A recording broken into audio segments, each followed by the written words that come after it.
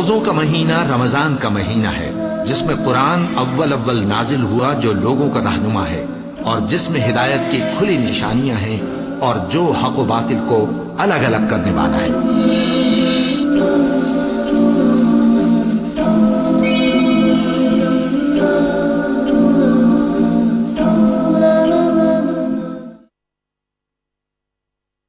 الحمدللہ کفا و سلام علی عبادہ الذین اصطفیٰ، اما بعد۔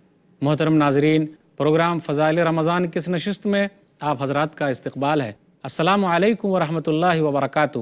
آج کی نشست کا موضوع ہے فتاوی رمضان، فاسألوا اہل الذکر ان کنتم لا تعلمون۔ رب اشرح لی صدری ویسر لی امری واحلل عقدۃ من لسانی یفقہوا قولی، رب زدنی علما سبحانک لا علم لنا الا ما علمتنا انک انت العلیم الحکیم۔ اعوذ باللہ من الشیطان الرجیم، بسم اللہ الرحمن الرحیم۔ تمام قسم کی تعریفات اللہ وحدہ لا شریک، خالق کائنات، مالک ارض و سما اور مدبر ان سجاں کے لیے ہیں۔ اس کے بعد بے شمار درود و سلام نازل ہو جناب محمد الرسول اللہ صلی اللہ علیہ وسلم پر کہ اللہ رب العالمین نے انہیں رحمۃ للعالمین بنا کر بھیجا۔ اللہم صلی علی محمد وعلی آل محمد کما صلیت علی ابراہیم وعلی آل ابراہیم انک حمید مجید۔ اللہم بارک علی محمد وعلی آل محمد کما بارکت علی ابراہیم وعلی آل ابراہیم انک حمید مجید۔ فتاوی رمضان جو آج کا موضوع ہے، رمضان کے چند مسائل کو سوال و جواب کے طریقے سے آپ کے سامنے پیش کرنے کی کوشش کر رہا ہوں۔ وہ اس وجہ سے کہ بہت سارے لوگ ایسے ہوں گے جن کو جس مسئلے کی ضرورت رہی ہوگی اور وہ پروگرام گزر گیا ہوگا، تو میں نے یہ مناسب سمجھا کہ رمضان کے چند مسائل کو سوال و جواب کے طریقے سے پیش کیا جائے۔ ہم اور آپ اچھے طریقے سے جانتے ہیں کہ اسلام کا ایک اہم رکن روزہ ہے، اور جب رمضان کا مہینہ آتا ہے تو بہت سارے لوگ نیکی کی طرف چلے آتے ہیں، ہر طرف نیکی کا دورہ ہوتا ہے۔ بہت سارے لوگ جو بگڑے ہوئے تھے وہ سدھرنے لگتے ہیں، تو نیکی کا ماحول پیدا ہو جاتا ہے۔ میں نے جو آیت آپ کے سامنے پڑھی ہے، اس آیت کا ترجمہ یہی ہے کہ اگر لوگوں کو مسئلے مسائل نہ معلوم ہو تو پوچھنے میں جن کے پاس علم ہے کوئی حرج کی بات نہیں ہے۔ اللہ نے کہا سورہ نحل سورہ نمبر 16 آیت نمبر 43، سورہ انبیاء سورہ نمبر 21 آیت نمبر 7، فاسألوا اہل الذکر ان کنتم لا تعلمون۔ ایک اہم سوال ہے، رمضان کے مہینے کی فضیلت کیا ہے؟ ہم اور آپ تو جانتے ہیں کہ رمضان کا مہینہ وہ اہم مہینہ ہے کہ اللہ تعالیٰ نے اس میں قرآن کریم کو اتارا ہے۔ رمضان مبارک کے اندر ایک اہم رات ہے جس کو شب قدر کہا جاتا ہے۔ رمضان کا مہینہ اعتکاف کا مہینہ ہے۔ رمضان کا مہینہ قرآن کی تلاوت کا مہینہ ہے۔ رمضان کا مہینہ اپنے اندر صبر کا مادہ پیدا کرنے کا مہینہ ہے۔ رمضان کا مہینہ عمرہ کرنے کا مہینہ ہے۔ گویا کہ رمضان کا مہینہ صدقہ و خیرات اور سخاوت کا مہینہ ہے۔ اس مہینے کی بڑی فضیلت ہے۔ یہی وہ مہینہ ہے جس کے اندر جہنم کے دروازے بند کر دیے جاتے ہیں اور جنت کے دروازے کھول دیے جاتے ہیں۔ اسی مہینے میں شرکس جناتوں کو اور شیطانوں کو جکڑ دیا جاتا ہے، اور اللہ تعالیٰ ہر رات جہنم سے لوگوں کو آزاد کرتا ہے۔ تو اس مہینے کی فضیلت کے تعلق سے یہ چند باتیں ہیں۔ ایک اہم سوال یہ بھی ہے کہ رمضان کا قرآن سے کیا تعلق ہے؟ رمضان کا قرآن سے بہت گہرا تعلق ہے۔ اللہ نے کہا سورہ بقرہ سورہ نمبر 2 آیت نمبر 185، شہر رمضان الذی انزل فیہ القرآن ھدی للناس وبینات من الہدی والفرقان، کہ رمضان کا مہینہ وہ ہے جس میں قرآن کریم اتارا گیا جو لوگوں کے لیے ہدایت ہے، واضح نشانیاں ہیں ہدایت کی، حق اور باطل کے درمیان فرق کرنے والی چیز ہے۔ یہی وجہ ہے کہ نبی صلی اللہ علیہ وسلم ہر رات رمضان کے مہینے میں جبریل امین سے ملاقات کرتے، اور آپ صلی اللہ علیہ وسلم بہت زیادہ صدقہ و خیرات کرتے، اور جبریل امین کو قرآن پڑھ کے سناتے اور قرآن کا دور کرتے۔ صحیح بخاری کتاب الصوم کتاب نمبر 30 حدیث نمبر 1902۔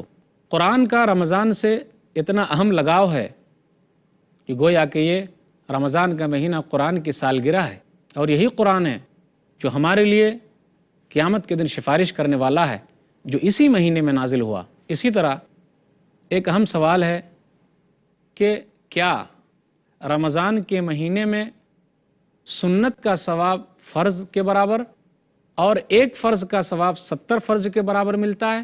یا ایک سوال یہ بھی ہے اس میں کہ پہلا عشرہ رحمت کا، دوسرا عشرہ مغفرت کا اور تیسرا عشرہ جہنم سے آزادی کا ہے؟ یہ ایک سوال ہے۔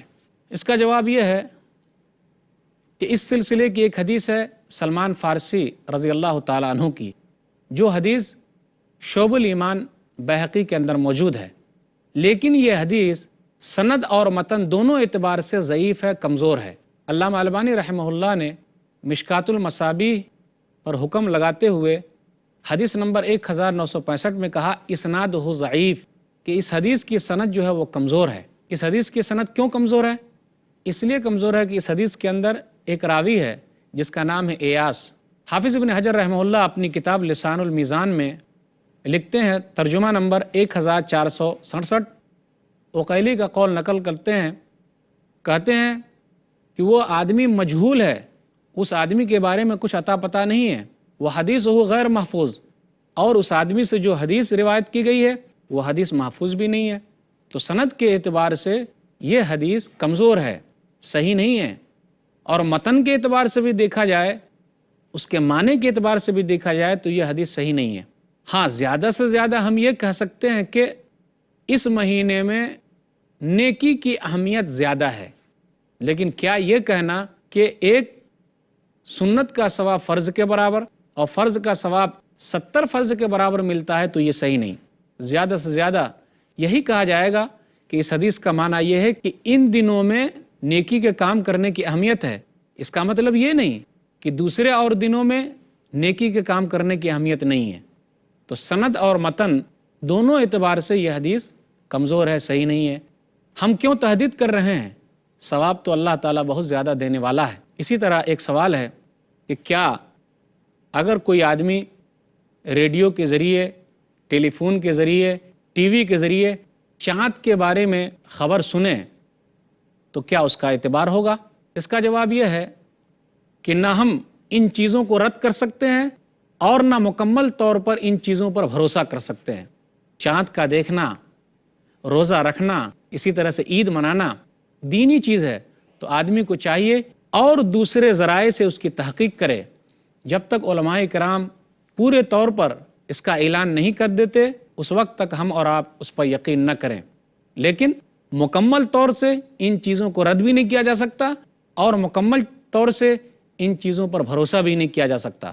اس لیے ضروری ہے کہ ہم دونوں چیز کو لیں، علماء سے رابطہ رکھیں اور پتہ کریں کہ اگر چاند نظر آ گیا ہے تو ہم رمضان کے روزے شروع کر دیں یا پھر عید منانے کی تیاری کریں۔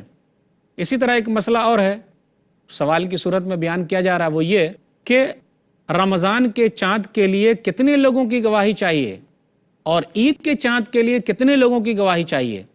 اس کا جواب یہ ہے کہ رمضان کے چاند کے لیے، روزہ رکھنے کے لیے ایک آدمی کی گواہی کافی ہے اور عید کے لیے 2 آدمی کی گواہی ہونی چاہیے۔ سنن ابی داؤد کتاب الصیام کتاب نمبر 14 حدیث نمبر 2342۔ عبداللہ بن عمر رضی اللہ تعالیٰ عنہ کہتے ہیں، ترا الناس الہلال فاخبرت رسول اللہ صلی اللہ علیہ وسلم انی رأیتہ فصامہ وامر الناس بصیامہ، کہ لوگ ایک دوسرے کو رمضان کا چاند دکھا رہے تھے تو میں نے کہا اے اللہ کے رسول صلی اللہ علیہ وسلم، میں نے بھی چاند دیکھا ہے۔ تو رسول اللہ صلی اللہ علیہ وسلم نے روزہ رکھا اور لوگوں کو روزہ رکھنے کا حکم دیا۔ اسی طریقے سے عید کے چاند کے لیے 2 آدمی کی گواہی ہونی چاہیے۔ سنن ابی داؤد کتاب الصیام کتاب نمبر 14 حدیث نمبر 2339۔ ربی بن حراش کہتے ہیں ایک صحابی کے حوالے سے کہ اس صحابی نے کہا رضی اللہ تعالیٰ عنہ، اختلف الناس فی آخر یوم من رمضان فقدم اعرابیان فشہد عند النبی صلی اللہ علیہ وسلم باللہ فحل الہلال امس عشیہ فامر الناس ان یفطروا وان یغدوا الی مصلاہم۔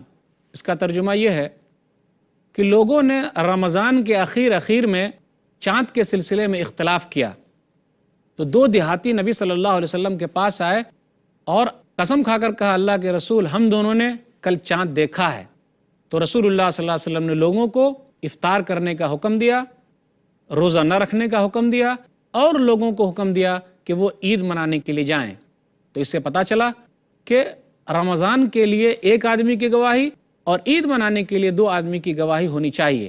ایک اہم سوال ہے کہ کیا پوری دنیا کا ایک چاند نہیں ہو سکتا تاکہ اتحاد و اتفاق برقرار رہے؟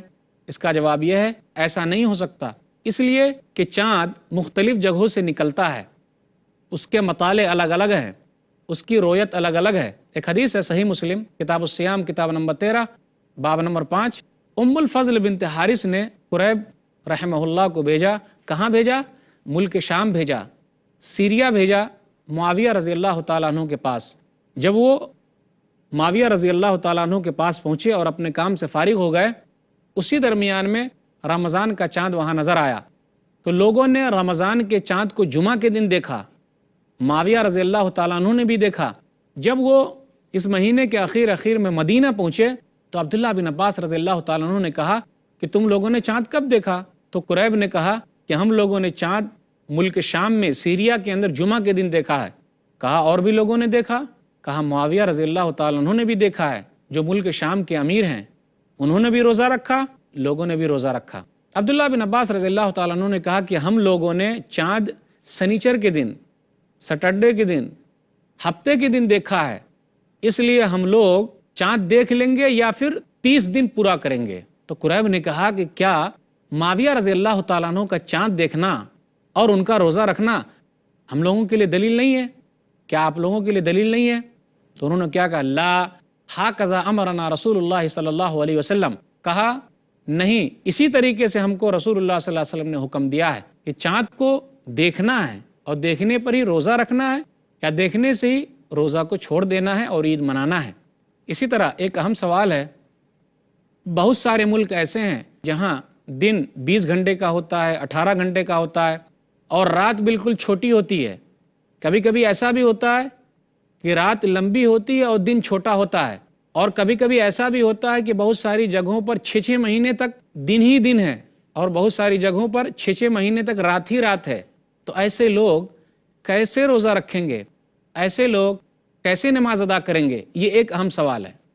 اس کا جواب یہ ہے کہ جس ملک کے اندر 24 گھنٹے دن اور رات ملا کر ہوتے ہیں، چاہے دن 18 گھنٹے کا ہو یا 20 گھنٹے کا ہو، وہاں کے لوگوں کو 18 اور 20 گھنٹہ دن میں روزہ رکھنا ہے، جہاں 24 گھنٹے کا دن اور رات ہے۔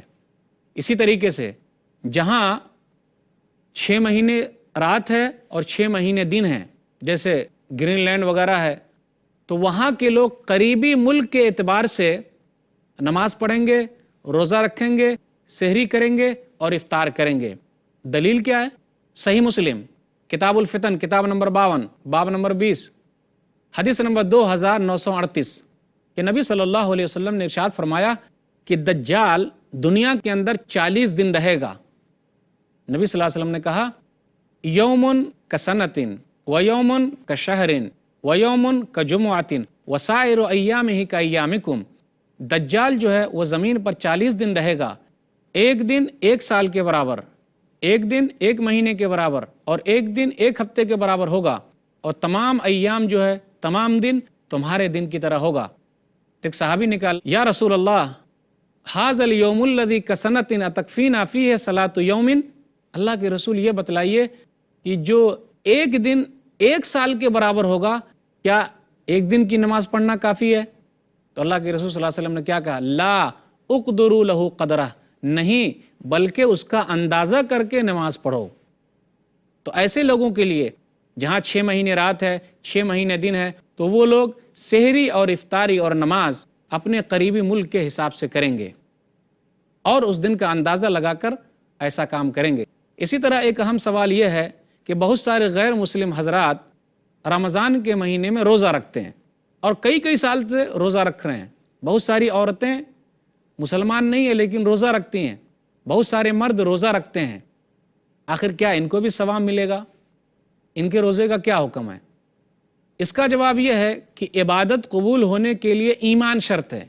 تو ہمارے اور آپ کے لیے ضروری ہے کہ ان لوگوں کو اسلام کی دعوت دیں، اسلام کی طرف بلائیں۔ اگر وہ لوگ مسلمان نہیں ہوتے ہیں، اسلام قبول نہیں کرتے ہیں، تو ان نیک کاموں کا ان کو کچھ فائدہ ہونے والا نہیں ہے، کیونکہ اللہ کے نزدیک اگر کوئی دین پسندیدہ ہے تو وہ دین اسلام ہے۔ اللہ تعالیٰ کہتا ہے سورہ آل عمران سورہ نمبر 3 آیت نمبر 19 ان الدین عند اللہ الاسلام، اللہ کے نزدیک محبوب دین دین اسلام ہے۔ سورہ ال عمران سورہ نمبر 3 آیت نمبر 85۔ وَمَن يَبْتَغِ غَيْرَ الْإِسْلَامِ دِينًا فَلَن يُقْبَلَ مِنْهُ وَهُوَ فِي الْآخِرَةِ مِنَ الْخَاسِرِينَ، اور جو اسلام کے علاوہ کسی اور دین کو پسند کرے گا تو اس سے قبول نہیں کیا جائے گا اور وہ آخرت میں گھاٹے میں ہے۔ تو ایسے لوگوں کو حکمت کے ساتھ اسلام کی دعوت دے، اگر وہ اسلام قبول کر لیتے ہیں تو ان نیک کاموں کا ثواب انشاءاللہ انہیں ضرور ملے گا جو اسلام سے پہلے رکھے ہوئے ہیں۔ اس لیے ہم اور آپ ان کے لیے دعا بھی کریں کہ اللہ تعالیٰ انہیں اسلام کی توفیق دے۔ اسی طرح ایک اہم سوال ہے کہ بچے لوگ جو روزہ رکھتے ہیں اس کا فائدہ کیا ان کے ماں باپ کو بھی ہو سکتا ہے؟ اس کا جواب یہ ہے کہ بچے کے اوپر روزہ فرض نہیں ہے، لیکن اگر وہ لوگ روزہ رکھتے ہیں تو اس کا ثواب ان کو بھی ملے گا اور ان کے ماں باپ کو بھی ملے گا۔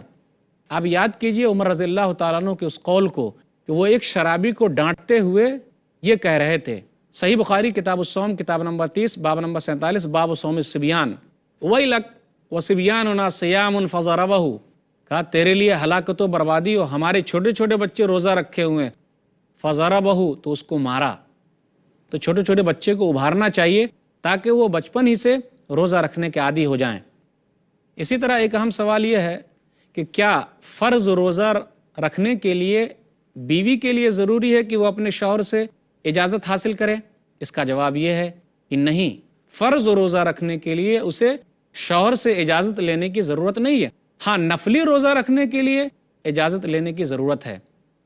صحیح بخاری کتاب النکاح کتاب نمبر 67 حدیث نمبر 5192۔ لا تصوم المرأة وبالها شاہد الا باذنہ، کہ عورت روزہ نہ رکھے کب؟ جب اس کا شوہر حاضر رہے، ہاں اس کی اجازت کے ساتھ، جب وہ اجازت دے تو وہ روزہ رکھے۔ تو یہ نفلی روزے کی بات ہو رہی ہے، رمضان کے فرض روزے کی بات نہیں ہے اس حدیث کے اندر، اس لیے جو لوگ شک پیدا کرنا چاہ رہے ہیں ان کا پیدا کرنا صحیح نہیں ہے۔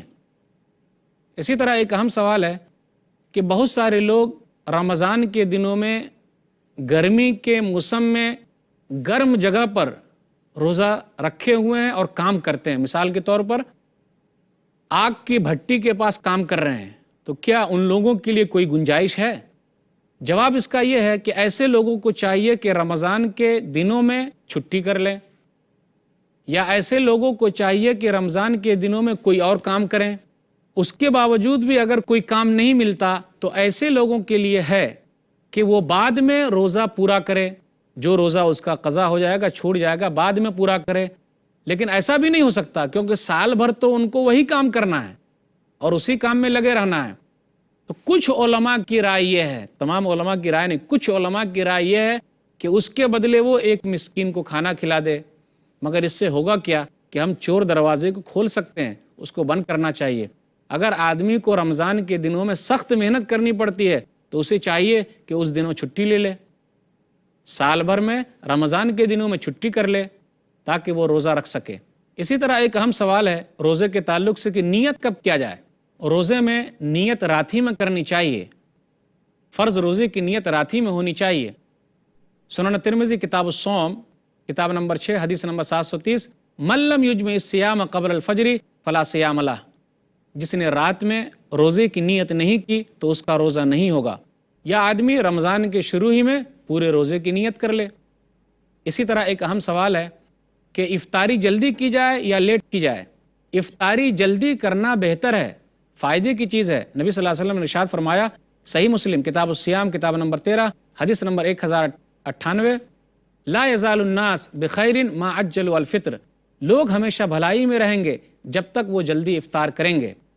ایک اہم سوال یہ ہے کہ لوگ رمضان کے روزے سے بچنے کے لیے سفر پہ چلے جاتے ہیں، اکثر ایسے مالدار لوگ کرتے ہیں۔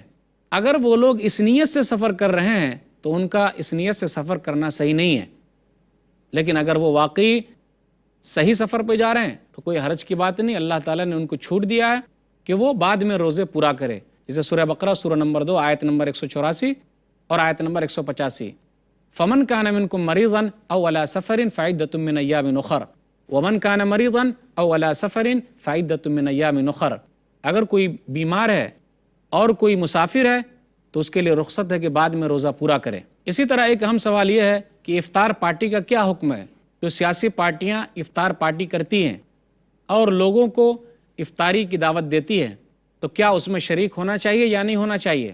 اگر وہاں حرام کام نہ ہوتا ہو، اسلام کا یا اس کے دوسرے اور چیزوں کا، ارکان کا مذاق نہ اڑایا جاتا ہو تو وہاں جانا بہتر ہے، تاکہ ہم اسلام کی حقانیت ان تک واضح کر سکیں اور اسلام کے بارے میں ان کو بتا سکیں۔ لیکن بہت ساری جگہوں پر کیا ہوتا ہے کہ لوگ ٹوپی پہننے اور پہنانے ہی میں لگے رہتے ہیں تاکہ وہ اخبار کی زینت بنے، اور بہت سارے لوگ افطاری پہلے ہی شروع کر دیتے ہیں کیونکہ وہاں غیر مسلموں کو دعوت دی گئی ہے اور جو لوگ روزہ نہیں رکھے ہیں ان کو دعوت دی گئی ہے۔ اس لیے اگر اسلام کا مذاق اڑایا جاتا ہو تو ایسی جگہ پہ نہیں جانا چاہیے۔ تو یہ چند سوالات تھے جو میں نے جوابات کے ساتھ آپ کے سامنے اللہ کی توفیق سے رکھا ہے۔ اللہ تعالیٰ سے دعا ہے کہ اللہ تعالیٰ ہم لوگوں کو کتاب و سنت پر چلنے کی توفیق دے، آمین۔ وآخر دعوانا الحمدللہ رب العالمین وصلی اللہ علی نبینا محمد وآلہ وصحبہ اجمعین، والسلام علیکم ورحمۃ اللہ وبرکاتہ۔